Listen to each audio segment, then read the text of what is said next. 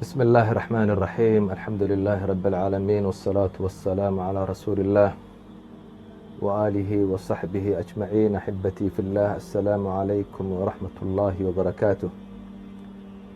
walaalayaal, dadku markay muslimiin ay yihiin waa walaalo. waxa ina walaalaysiiyey waa islaamkaa weyn, wa laa ilaaha ila allah muxamada rasuulullah. waa diinkaa weyn aynu abtirsanayno. meeshuu doono adduunka ha ka jeego qofka muslimka qaaraddu doono ha ka joogo, mar hadduu ilaahay u qirayo inuu waaxid uu yahay, oo qirayo nebi moxamed sala allahu calayhi wasalam risaaladiis, uu qur'aanku inuu kalaamullah uu yahay oo qirayo, waa muslim, waa walaalka. xaq buu kugu leeyahay, ixtiraam buu kugu leeyahay, inaad qadarisid oo sharfisid ayuu kugu leeyahay. mu'miniintu waa walaalo. waxaa lagaa rabaa qofka mu'minka inaad u gargaartid, inaad wax u qabatid, inaad kaalmaysid, inaad is-ag taagtid, inaad cidlo kaga tegin. islaamku taasuu ku amraya. mu'minku waa walaalka. markuu dulmi uu samaynayo, dulmiga iyo xumaanta waad ka qabanaysaa, wanaagga iyo khayrka waad ku taageeraysaa, waad is-ag taagaysaa. hadduu baahdo waad u kaalmayn, hadduu gaajoodo waad dargin, waad is-ag taagi. qofka mu'minku qofka kale ee walaalkii ee mu'minka ah uu dareemayaa meel alla meeshuu adduunka uu ka joogo uu dareemayaa. wanaagguna ma lumayo, marna ma lumayo. adduunka wanaag iyo khayr waa wax kuu soo noqoni. aakhirana ilaahay agtiisa ajar iyo wanaag iyo janno ayaad ku heli. wanaagga aad dadka u qabanaysid marna kaama lumayo. ilaahay uu kuu kaydinayaa. sadaqo yarood la baxday ayaa waxaa laga yaabaa dhibaato weyn oo kugu dhici lahayd adiga iyo ciyaalkaaga inuu ilaahay kaaga badbaadiyo. dhibaato kugu dhici lahaa ayuu ilaahay sadaqadaa yareed la baxday ayuu masaa'ib ilaahay kaaga difaacayaa. waxaa laga yaabaa miskiin kaa cibaado badan, kaa taqwo badan, ilaahay ka cabsanaya inaad u kaalmaysid ood wax yar siisa. wax yar ilaahay wax weyn dhibaato kugu dhici lahayd, baabuurku jiidhi lahaa ama awlaadaada jiidhi lahaa, aqalkaaga oo guban lahaa, musiibo weyn oo kugu dhici lahayd ayuu ilaahay kaaga dafcinayaa. ilaahay fadligiisuu weyn yahay, wanaaggiisu ilaahay lama koobi karayo. axibbatii fi illaah, dhowr qiso ayaan ina siini. waa lilcibra. qisadahan aan inii sheegayo kutub bay ku qoranta. waa qisas waaqiciya oo dhacay. hal qisaan kuu sheegi oo wanaag inuuna marna uu lumayn. haweenay lacag lahayd oo taajirada ahayd, baabuurkayga iska wadatay, dariiq bay marays. waa waqti maqriba, maqribkaa soo dhow, dhulka roob baa isa soo haysta, dhulkuu soo madoobaanayaa. magaalada way ka baxsan tahay, lacag fiicanna way wadataa, waana haweenay taajirada. dariiqii ay socotay baabuurkii baa ka kharaabo ka joogsaday.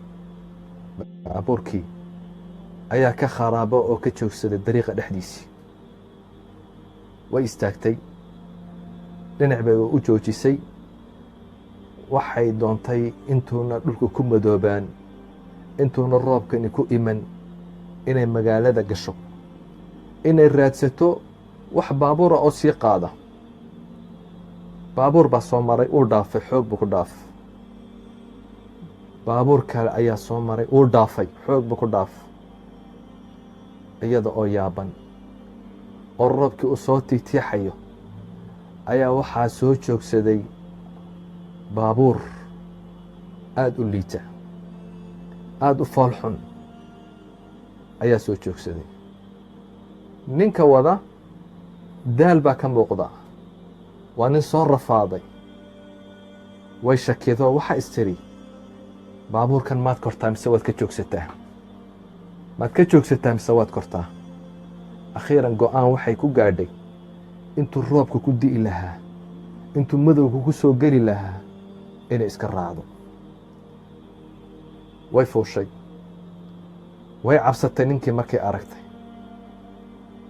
laakiin ha cawlaado, ha fool xumaado, baabuurkiisu ha liito, laakiin waxay aragtay nin edeb badan inuu yahay, nin ixtiraam badan inuu yahay. markay haweenaydii soo fuushay muu eegin, wejigiisuu foorariyey, baabuurkiisu iska watay. waxa uu ku yidhi xaggeed rabtaa? waxay tiri magaalada igaarsii. waa yahay buu yidhi. magaaladii buu keenay. way weydiiso magacaabay ku tiri. aadan baa la yidhaahdaa buu ku yidhi. aadan ayaa la yidhaahdaa. waxay ku tiri maxaad ka shaqaysaa? waxay ku tiri wuxuu ku yidhi tagsiile ayaan ahoo tagsiganaan ku shaqaystaa. meel maqaaxiya markay soo dhowaatay bay tiri xaggan ii joogso. waxay doonaysay lacag fiican inay siiso. wuxuu ku yidhi may iska hayso lacagtaada, allah kuu barakeeyo. waxay tiri may inaan ku siiyo oon kuu gargaaro ayaan doonayaa. may buu yidhi ilaahay dartii baan kuugu gargaaray, dhibaato iyo madowgaa kaagama tegin iyo cidladaas, inaan cidlada kaaga tago oon ku dayaco ayaan diidayey. sidaa awgeed lacagtaada iska hayso, allah ku barakeeyo. waxay ku tiri may waa inaan ku siiyo. waxa uu ku yidhi ma wanaag baad doonaysaa inaad ii samaysidoo lacag isiisid? haa bay tiri. waxa uu ku yidhi dadka dhibaataysan u gargaar, wixii qof dhibaataysan ee kaa hor yimaada u gargaar, ilaahay adigana uu kuu gargaariyey. wasalaamu calaykum buu ku yidhi, wuu iska dhaqaaqay.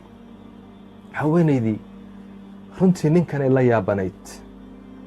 waxay gashay maqaaxidii ayay gashay. way fadhiisatay. qabow baa jira, roob baa isa soo haysta, dhulka uu soo madoobaaday. magaaladan aad uma kala taqaano. xaggii bay doontay inay sharaab yar ka cabto, shaah yar ka cabto, kadibna ay meel raadsato oo iska seexato. haweeney baa u timid. waxay ku tiri maxaad rabtaa? waan kuu keenaa. waa u sheegatay dalabkeygii, wixii ay cuni lahayd iyo wixii ay cabbi lahayd ayaa u sheegatay. haweenaydii ayaa u fiirsato. waxay ku tiri waa daalan tahay, maxaa ku helay? gabadhii shaqaynaysay ayay ku leedahay maxaa ku helay? gabadh yahay, gabadh daalan baad u eeg tahee. waxay tiri uur baan leeyahay. waxay ku tiri de miyaad iska nasatid? miyaad aqalkaaga joogtid? maxaad u daalaysaa? maxaad u rafaadaysaa? maxaad isku kadeedaysaa? waxay tiri waxaanan helayn ilmahaa yar wixii aan ku dhali lahaa iyo wixii dhar aan ugu iibin lahaa iyo wixii aan ku soo dhoweyn lahaa ayaanan haysan. sidaa awgeed waa inaan shaqaysto inta aanan dhalin. waayahay bay tiri. haweenaydii cuntadii bay iska cuntay, sharaabkii bay iska cabtay. kadibna warqaddii markii loo keenay ayay lacag ziyaada ay ugu dartay. ay ku tiri orod oo soo bixi. markii ay sarifka soo qaadaysay ay baaqiga u soo celi tiri, haweenaydii way ka kacday meeshii. warqadna way u dhigtay. waxay ugu qortay baaqiga adiga iska leh, miiska hoostiisana lacag baan kuu dhigay. waxaan doonayaa inaad ii ducaysid. lacagtaana waa lacagtii ilmaha yar aad ku dhali lahayd, ku soo dhoweyn lahayd, dhar uu iibin lahayd, wuxuu u baahan yahay oo dhan ayaan meeshaa kuu dhigay. lacagtu haweenaydan mishaharka ay qaadato waa 6 goor oo la lalaabay weeyaan. yacni 6 bilood bay mishaharkeygii siisay oo u qadintay. allahu akbar. haweenaydii way faraxday. isla waktigiiba way oroday. ninkii mas-uulka ahaa bay u tagtay, waxay ku tiri ma shaqayn karayo, ifasax isii. sidii ayuu fasax ku siiyey, iyadoo intii yaradee baaqigii iyo lacagtii haysata ay haweenaydu ay siisay ayay la oroday, aqalkaygii bay tagtay iyadoo oo faraxsan oo bishaaraysanaysa. albaabkii bay gargaraacday, odaygaygii baa ka furay. waxa uu ku yidhi maxaa ku helay? wakhtigii waa ka soo horaysee, ma dhalmadii baa timid? may bay tiri, ilaahay faraj buu ina siiyey, lacag aan ilmaha ku soo dhowayno oo wax ku iibsanno ayuu ilaahay ina siiyey. aadamow, haweenay barakaysan ayaa lacagtaa isiisay. aadan ma garateen? aadan waa kii tagsiilaha ahaa. aadan waa kii u dardaarmay haweenaydeen ee ku yidhi qofkii dhibaataysan u kaalmee. haweenaydii wanaaggii uu u qabtay, waxaa islaantiisii ayuu wanaaggii haleelay. khayrkii xagganu ka soo baxay. khayrku marna ma dayacmayo, ilaahay kuma hoojinayo. ilaahay waa wanaag iyo khayr ayuu kula doonayaa. haweenaydaasi wanaaggaa odaygaygu u sameeyey xaggana ka heshay. ninkaa rafaaday tagsiilaha ahaa ee haweenaydaa wanaagga u sameeyey ayuu ilaahay culayskii kaga qaaday. axibatii fillaah, qisadaasi waxaan ka faa'iidaysanaynaa inay cibro iyo waano ay ku jirto. waxaan ka faa'iidaysanaynaa inaa wanaaggu uuna marna lumayn, khayrka inaad heli. hal qiso ayaan kugu daray qisadaas. magaceega waxaa la yidhaahdaa aljazaau min jinsi alcamal. aljazaau min jinsi alcamal ayaa la yidhaahdaa. waxaa jiray nin haweenaydiisu la noolaa, laakiin wuxuu ahaa nin dhib badan buu ahaa, nin rabshad badan ayuu ahaa, nin wuxuu ahaa mar walba haweenaydiisa dhiba ayuu ahaa, u garaaci jiray. haweenka in la garaaca ma aha, haweenku waa bashar. nebiga calayhi الsalaatu wassalaam markii loo sheegay rag baa dumarkooga garaaca, nebigu waxa uu yidhi ma ulaa'ika bikhiyaarikum, kuwaasi kuwiina waa wanaagsan ma aha. nebigu waxa uu yihi khiyaarukum, kuwiina wanaagsan. khayrukum waxa weeye khayrukum liahli, kareerkiisa u fiican ee u naxariista ee u dhibriya, kaasaa ugu khayr badan buu yihi nebigu salى اllahu calayhi wasalam. wa anaa khayrukum liahlii, xagga ehelkiisa markii la eegana anaa inigu khayr badan buu yihi nebigu calayhi الsalaatu wassalaam. dumarka waa in la karaameeyo, in la garaaco oo la dilo, in loo qaato ma aha. dumarku wanaag iyo khayr bay leeyihiin. diintu siday ka yeeshay waa in laga yeelo. diintu wanaag iyo sharfin iyo karaamo iyo inay wanaajisay ayaa kitaabka ilaahay iyo sunnada nebiga lagu sheegayaa salى اllahu calayhi wasalam. ikhwatii fi اllaah, ninkani haweenaydiisu la noolaa, laakiin si xun ayuu ula dhaqmi jiray, si adag ayuu ula dhaqmi jiray. dhibaato badan ayaa ka soo martay. maalin maalimaha ka mida sidii caadadiisa ahayd way iskhilaafeen haweenaydiisa. ninkii iyo haweenaydiisu way iskhilaafi karaan, laakiin si degan baa loo xaliyaa, si degan ayaa arinta loo dhammeeyaa. haweenaydiisii bay iskhilaafeen, si adag ayuu ula dhaqmay. ul adag bud buu qaatay, budkiibuu madaxa kaga dhuftay haweenaydiisii. way dhimatay. haweenaydii way dhimatay. muu doonayn inuu dilo, nafta inuu kaga qaado muu doonayn, waan edbinayaabuu islahaa, laakiin meel xun buu kaga dhuftay cadhadii. haweenaydii way dhimatay, dhulkay ku dhacday iyada oo meyda. muxuu samayn? khatar buu galay, dhibaatuu la yimid, qof muslim buu dilay, haweenaydiisii buu dilay. siduu u qarin karaa marka? waxa uu bilaabay inuu guriga ku xidho, u baxo, uu raadsado qof qaraabadiisa ah, qof u dhow, uu sirtiisa uu ku aamini karo. wuu socday mid ay wax isku yihiin, uuna saani u garanayno qaraabadiisa ah, ayuu meel la fadhiistay. kadibna uu la tashaday. wuxuu yidhi arrin baan kugu aaminayaa walaalkayow, arrintaa waxaan kaa doonayaa inaad ii qarisid, inaad ii asturtid, inaad ra'yigaaga isiisid, inaad ila telisid ayaan doonayaa. maalinta waa maalintaan kuu baahnaa. waxa uu ku yidhi ii sheeg. wuu u sheegay, haweenaydaydii waan isdiidnay, waan iskhilaafnay, waxaan is idhi yaro edbi, bud baan u qaatay, waan ku dhuftay, way ku dhimatay. haweenaydii aqalka ayuu meydkaygii ii dhex yaalaa, maxaan sameeyaa niyahow, ila tali, tala fiicanna isii aan ku badbaado. xadhig ma doonayo, dil ma doonayo, ceeb ma doonayo, waxaan doonayaa inaan ka baxo dhibaatada aan ku dhacay. seen uga baxaa? wuu fikiray, shaydaan baa la fikiray, wuu la rogrogay. baatil buu ugu gargaarayaa. ilaahay waxau leeyahay baatilka isku gargaarina, wanaagga iyo allah ka cabsiga hal isku gargaaro. kadibna waxa uu ku yidhi, war ra'yigayga aan kuu sheego, waxaad yeeshaa, waxaad raadisaa wiil yar oo qurux badan raadi.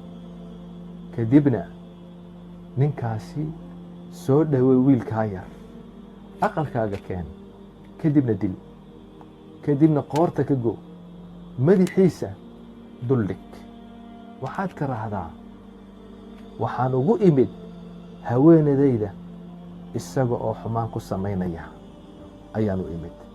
kadibna waan adkaysan waaye, sharaftaydan ku dhintay, waan difaacaya sharaftayda iyo cirdigayga, sidaasaan u dilay wiilka yar iyo haweenadaydiiba waan israaciyey. sidaa dheh, kaasaad ku badbaadi kartaa. arrintii ninkii waa ku farxay. waxa uu ku yidhi, wallaahi fikra cajiiba ayaad ii timid, ayaad ii keentay, khayr allah ha ku siiyo. u dhaqaaqay, meel buu fadhiistay, wuu fikirayey.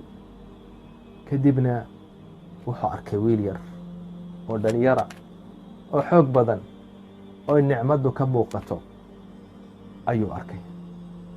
kadibna kii yaraa buu ka hortegay, wuu salaamay. ka yar isma yaqaanaan, si fiican buu u salaamay. kii yaraan ugu yaaban yahay, laakiin waxa uu ku yidhi, warniyahow kaalaan isbaranne, waan ku soo dhoweynayaa, aqalkayga kaalay. wuu jiiday, wuu adkaysan waayo, yarkiina wuu yeelay. sidiibu ku raacay, aqalkiisii buu tegey. kii yaraa buu yidhi, sharaabiyo waxbaan kuu keenayaa. kadibna albaabka ku xidhay, kadibna madaxu ku dhuftay, wuu dilay, naftu kaga qaaday. kadibna qoortu ka gooyey. kadibna meydkii haweenaydiisa ayuu qoortii duldhigay. kadibna sidaasuu ku baxay. dadkiibu u dhawaaqay, qaraabadeediiba u yeedhay. waxa uu ku yidhi, inantiinii waan dilay, kaalaya meydkayga qaata. way khaayinta, wiil yar bay soo kaxaysatay, xumaan bay gurigayga ku samaynaysay, iyadii iyo isagiiba waan dilay, kaalaya. saasuu rabaa. arrintaasi ayuu rabaa inuu ku yidhaahdo, laakiin intuuna arrintaasi uuna tolkeed uuna gaarsiin, intuuna ku dhawaaqin arrintaasi, waxa u goostay inuu saaxiibkii ninkii fikraddan siiyey inuu u yeedho, inuu yidhaahdo, waad ku mahadsan tahay, arrintii waan yeelay, waa kan. ninkiiba albaabka ku soo garaacay, wuu yimid, way isula dhunkadeen, wuu ugu mahadiyey. fikraddaadii aad baan ula dhacay, maskaxdaadii waxay ahayd maskax weyn, khidadii qorshihii aad ii dhigtay mid aan ku badbaaday ayuu ahaa. wiil yar baan helay, waan dilay, qoortaan ka gooyey, madaxiisiina waxaan duldhigay, kaalay oo arag. wuu soo galay, muxuu arkay? laa ilaaha ila allah. muxuu arkaad u malaynaysaan akhawaatii wa ikhwatii fi illaah? muxuu arkay? wuxuu arkay waaba inankiisii, kan qorshaha u dhiibay, inankiisiiba weeyaan. xaggiibu ku dhacay, waa inankiisii. wuxuu diiday, aljazaau min jinsi alcamal. wixii aad la timid ilaahay uu ka abaalmarin. shar iyo xumaan ayuu u qorsheeyey. wuxuu doonayey inuu dhiiggaa u baabi'iyo. wuxuu doonayey inuu wiil yar oo beriya inuu dembigiisa uu isaga u saaro. laakiin ilaahay isagiibuu ku soo celiyey. xumaantiisii isaga ayaa laga soo muujiyey. dembigu ma qarsoomo, khaladku ma qarsoomo. dhibaatadu aad dadka aad gaadhsiinaysid waa wax lagu hayo. ninkaasi ilmihiisii ayuu noqday qofkii la dilay, ee qoorta laga gooyey, ee tuhmada la saaray, ee la yidhi isagaa kufsanayey. dee ra'yiga isagaa siiyey. ilaahay xaggaasuu ka soo saaray. kamaa tadiinu tudaan. waxaad samaysid ayaa lagugu abaalmarin. ikhwatii fillaah, weligaa qofna shar ha ugu gargaarin, xumaan ha ugu gargaarin. wanaagga dadka ugu gargaar, khayrka dadka ugu gargaar. dadka isku day inaad nicmadda ilaahay, islaamnimada, wanaagga inaad tustid, inaad khayrka ugu yeedhid. haddii kale dhibaatada hoostaaday ka soo bixi. wajazaakum allahu khayran. wassalaamu calaykum waraxmat ullaahi wabarakaatu.